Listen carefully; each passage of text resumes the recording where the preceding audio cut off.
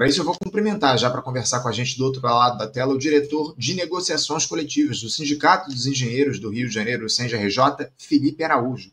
Felipe Araújo, bom dia. Bom dia, Anderson. Bom dia aos ouvintes, espectadores.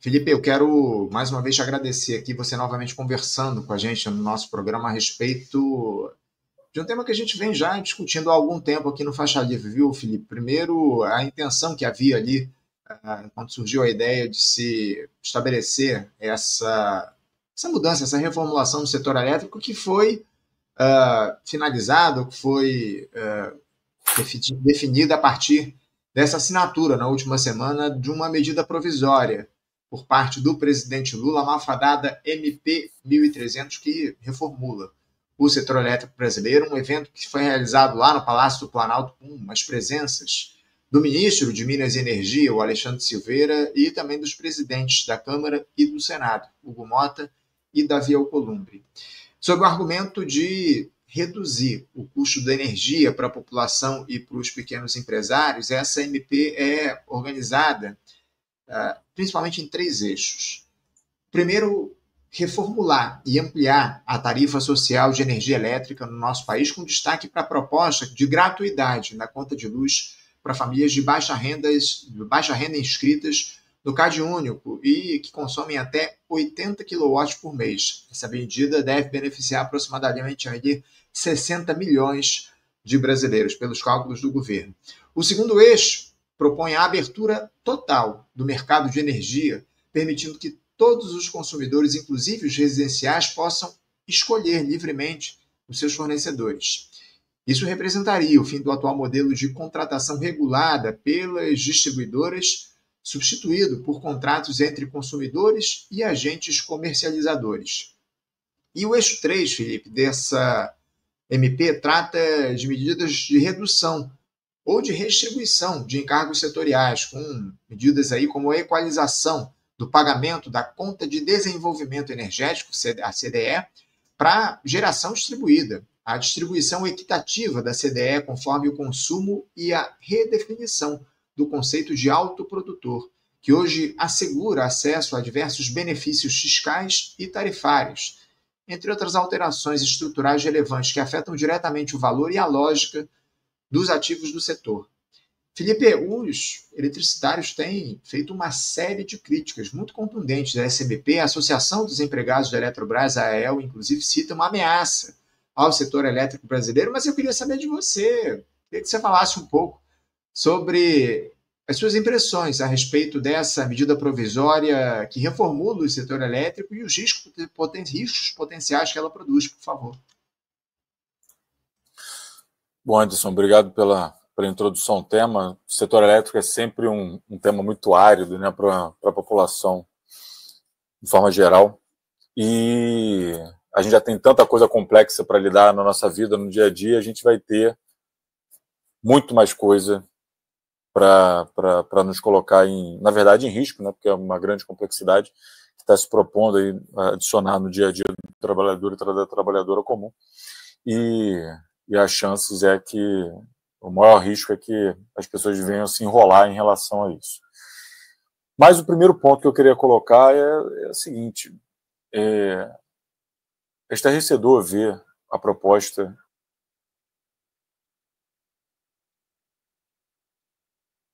O Felipe, a gente perdeu o teu áudio, viu? Eu não sei se de repente é o teu fone, eu acho que você conectou o fone aí, a gente perdeu o áudio aqui na tua fala, a gente não consegue te ouvir. Você me escuta bem, né? Você me escuta agora? Voltou, fica à vontade. Voltou? Tá bom. As coisas me falam aqui que eu troco.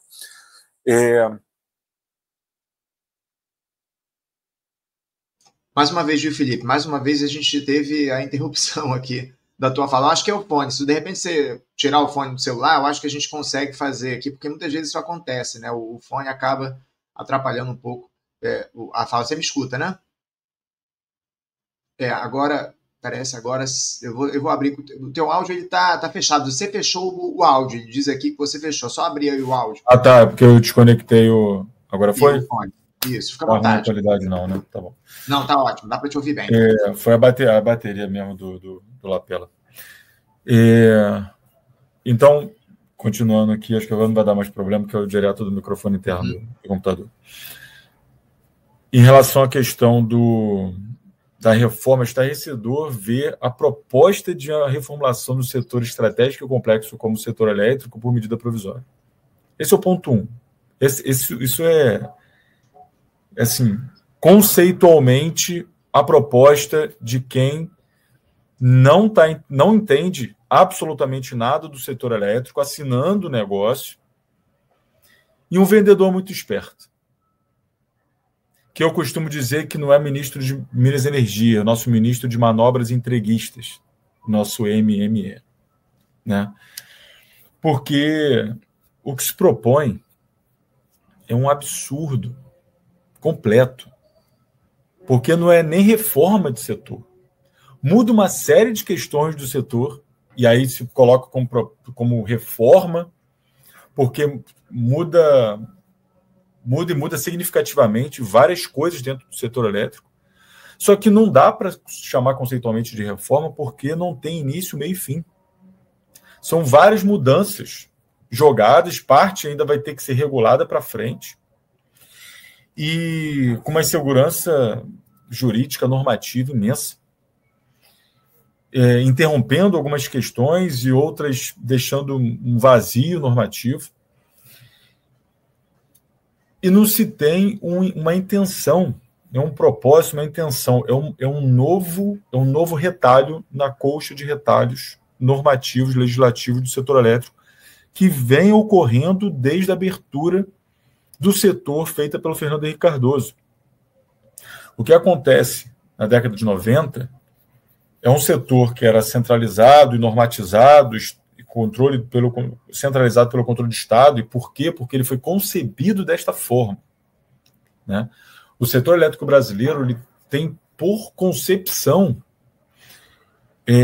uma estrutura centralizada, com um sistema interligado nacional,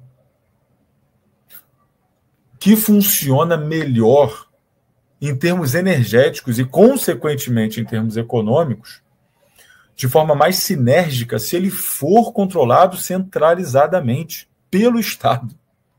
Pelo Estado. E a partir do momento que ele foi aberto, na década de 90, aí foi se criando uma série de mecanismos para poder simular uma mercantilização da energia elétrica, de um setor em que você poderia, de fato, ter uma concorrência de alguma maneira. Aí foi criada a questão dos leilões, que, na verdade, você tem ali um momento muito fugaz de possível concorrência, que é exatamente na época do leilão, mas depois tem uma concessão longuíssima, que normalmente ela é renovada, então o negócio fica por pelo menos meio século na mão de uma pessoa só. O monopólio ele está dado com um simulacro de simulacro concorrencial que, na verdade, não se estabelece na realidade posta, né? Principalmente observada pelos consumidores dessa energia, que não tem para onde correr. E agora se estabelece um novo simulacro, uma nova simulação, que é que é essa questão da livre escolha, né? Que é uma história para boi dormir completamente. Uhum. E que é o filé mignon, que todo mundo querendo desde a década de 90, que é o que? A comercialização da energia. O filé mignon não é a geração, não é a transmissão. Isso é difícil de fazer. Você tem que tocar uma usina, tem que tocar uma rede de transmissão, que pode ter uma tempestade, pode ter um raio aqui, o Brasil é campeão de ciência de raios, e a torre cai, e você tem que ir lá de forma emergencial com uma equipe de emergência bem treinada para poder colocar a torre para cima de novo, colocar os cabos e voltar a energia. Não é fácil fazer esse tipo de negócio. Agora, comercializar energia, todos os bancos já abriram uma comercializadora de energia.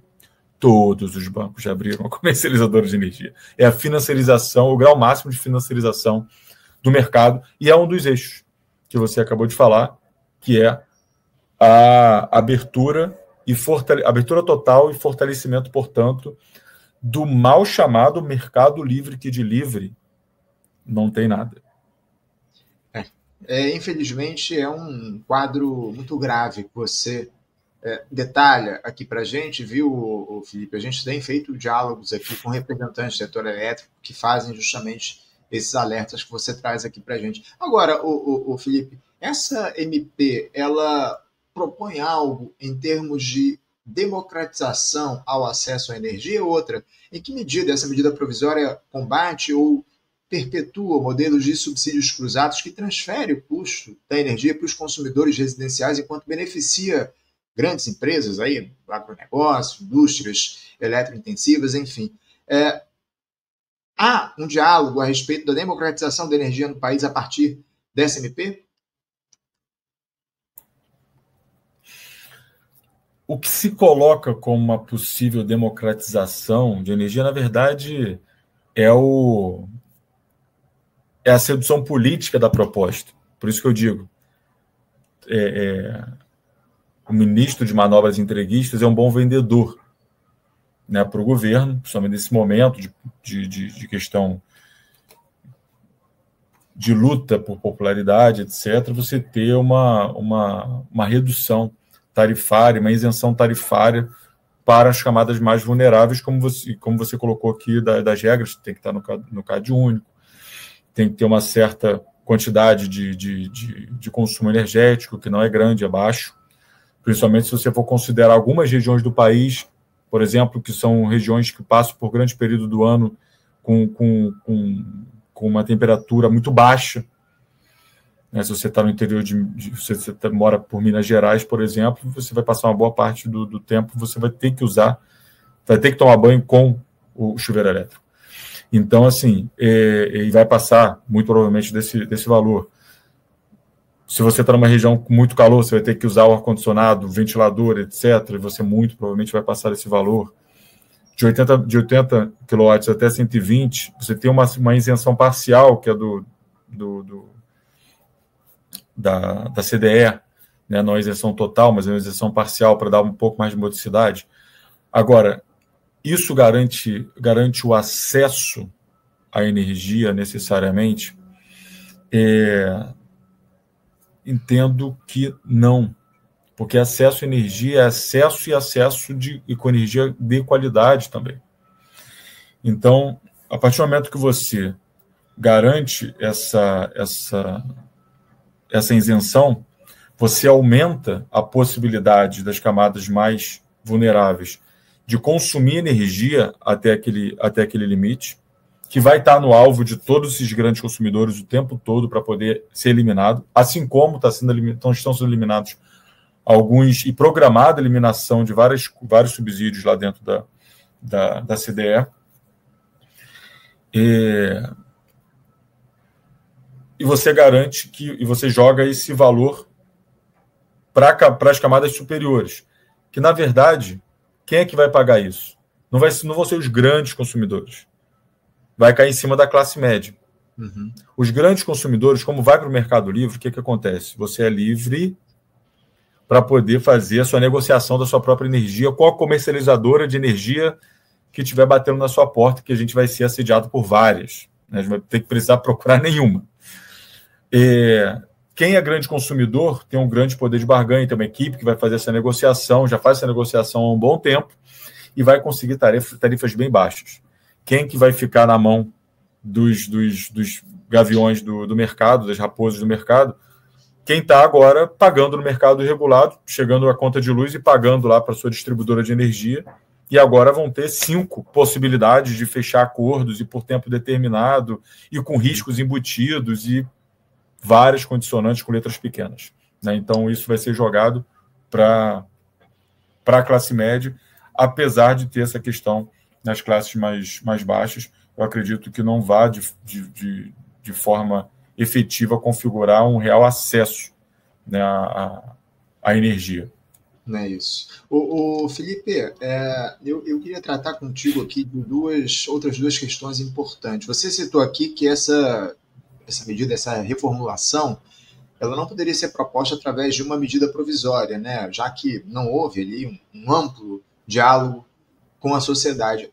Agora, Nessa MP que foi proposta pelo governo, que já entra em vigor, obviamente, na medida provisória, entra em vigor até que o Congresso Nacional analise. Essa MP, ela abre espaço para uma reversão da privatização da Eletrobras, algo que é mais do que fundamental para que a gente consiga soberania energética no nosso país, ou ela, ao contrário, legitima juridicamente o modelo híbrido de controle privado com participação estatal minoritária? Como é que você vê essa questão da reversão ou da necessidade de reversão da privatização da Eletrobras a partir da edição dessa medida provisória de reformulação do setor elétrico? Ela caminha no sentido oposto, não por legitimar necessariamente o modelo, mas por reforçar o campo privado, né, o dito mercado livre, por potencializar ganhos financeiros baseados na comercialização de energia.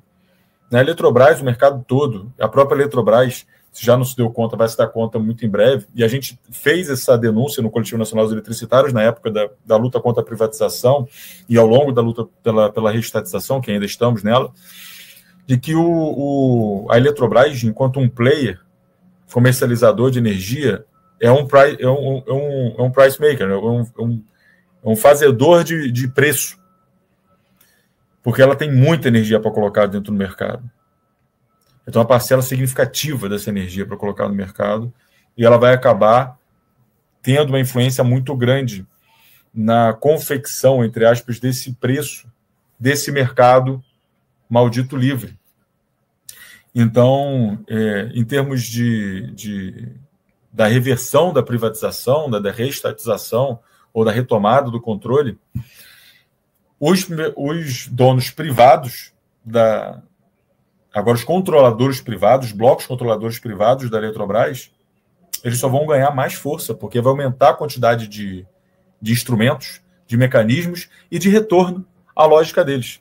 A lógica deles de mercantilização da energia e de venda e de, enfim, transformar a nossa maior mola propulsora, nossa maior não, mas uma das nossas maiores molas propulsoras de desenvolvimento no país, principalmente quando a gente está falando de interiorização, de desenvolvimento no país, em uma vaca leiteira do mercado.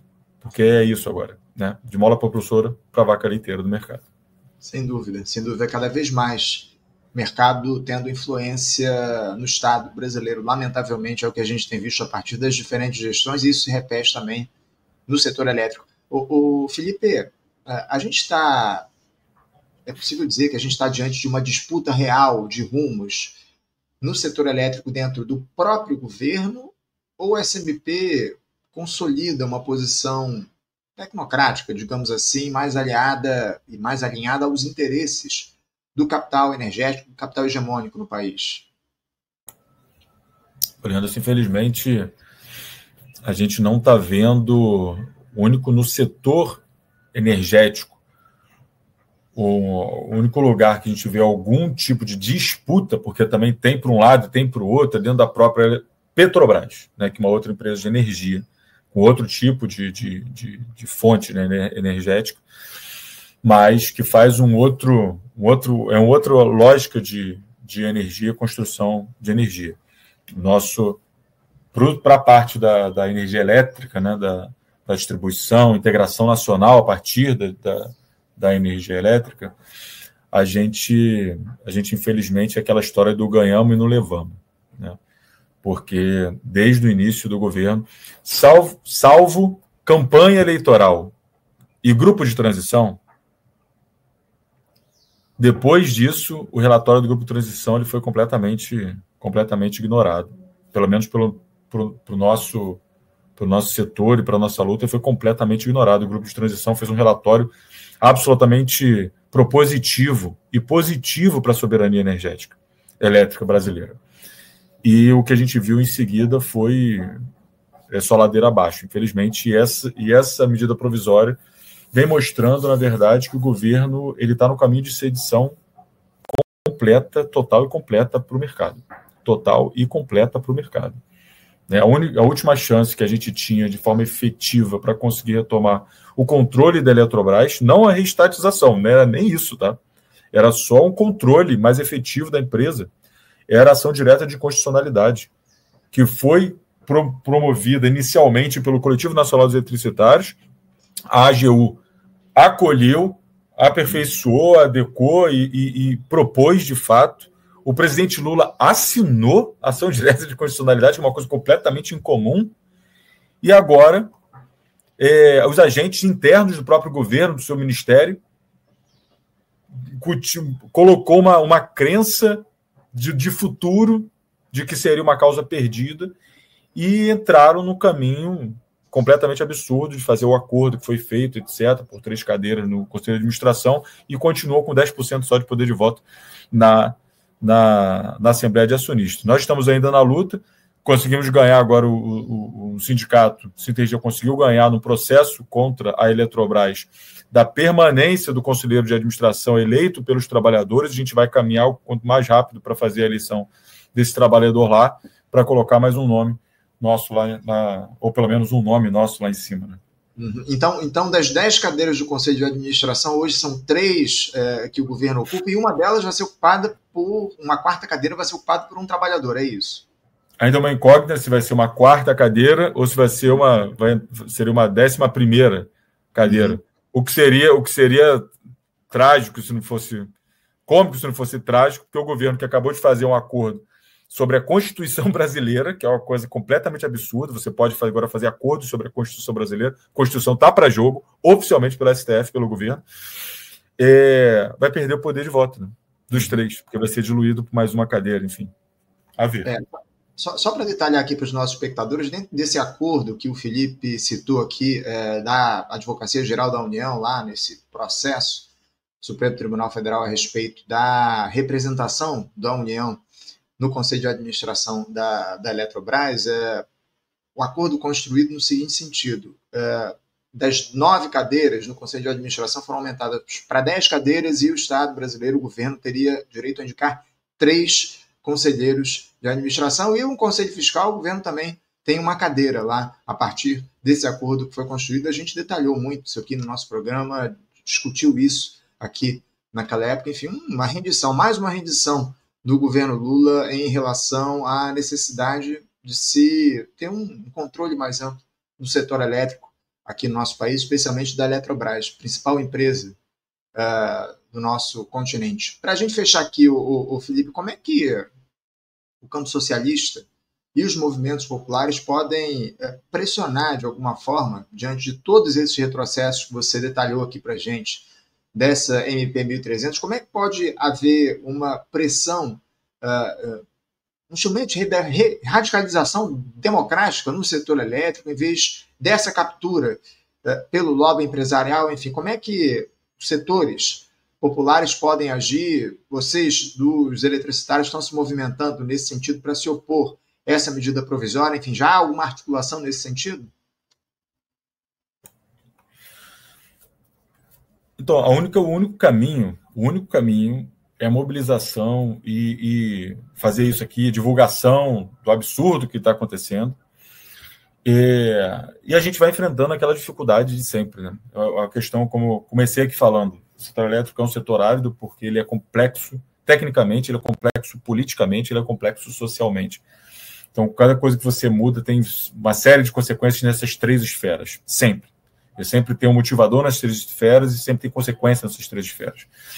Então estamos tentando nos mobilizar nas redes, nos programas, nos sindicatos, nos movimentos sociais, para poder fazer esse tipo de divulgação. A gente conta com um agente muito importante, que é o Instituto Ilumina, inclusive, que está, como várias instituições, com problemas financeiros. Faço aqui, inclusive, a convocação de que todos vocês procurem o Instituto Ilumina e ajudem eles nesse momento de necessidade, para que eles continuem atuando e fazendo as suas grandes análises a respeito do setor elétrico e de para onde deve rumar o setor elétrico para a gente ter soberania nacional em relação a esse ponto.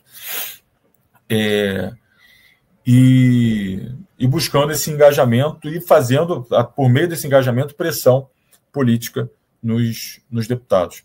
Estamos buscando fazer esse contato mas a gente enfrenta uma série de questões de sobrecarga, inclusive dentro do próprio corpo de trabalhadores que estão sendo desligados, às centenas, há alguns meses, e de enfrentamento com a própria diretoria privatista da Eletrobras.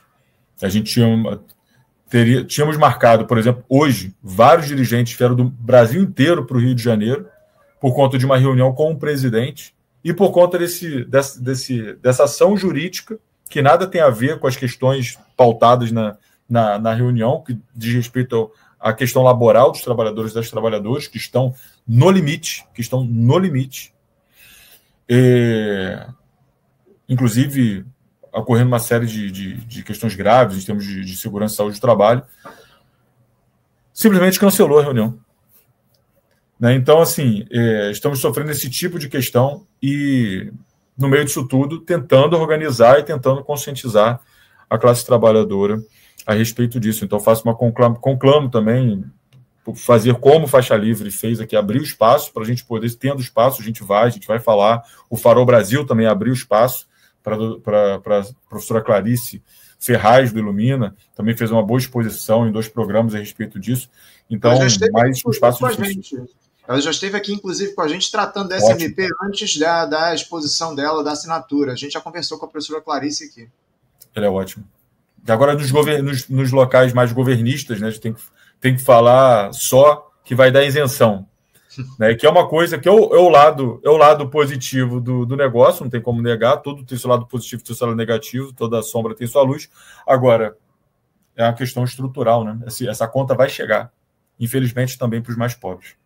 Sem dúvida. Não há como negar que há um ponto positivo nessa medida provisória, que é essa isenção aí de pagamento da conta de energia elétrica para as pessoas aí que são beneficiárias do CadÚnico, que estão inscritas no CadÚnico, cerca de 60 milhões de brasileiros seriam beneficiados. A questão é o preço que se paga para se chegar a isso, né, Felipe? Como você muito bem detalhou aqui para a gente. Felipe, a gente vai continuar repercutindo isso aqui no Faixa Livre ao longo dos próximos dias. Muita água vai rolar embaixo dessa ponte. A gente segue aqui com os microfones abertos para dialogar com os eletricitários e denunciar essa medida provisória que ataca quase que de morte o setor elétrico aqui no nosso país, infelizmente, como você traz aqui para a gente.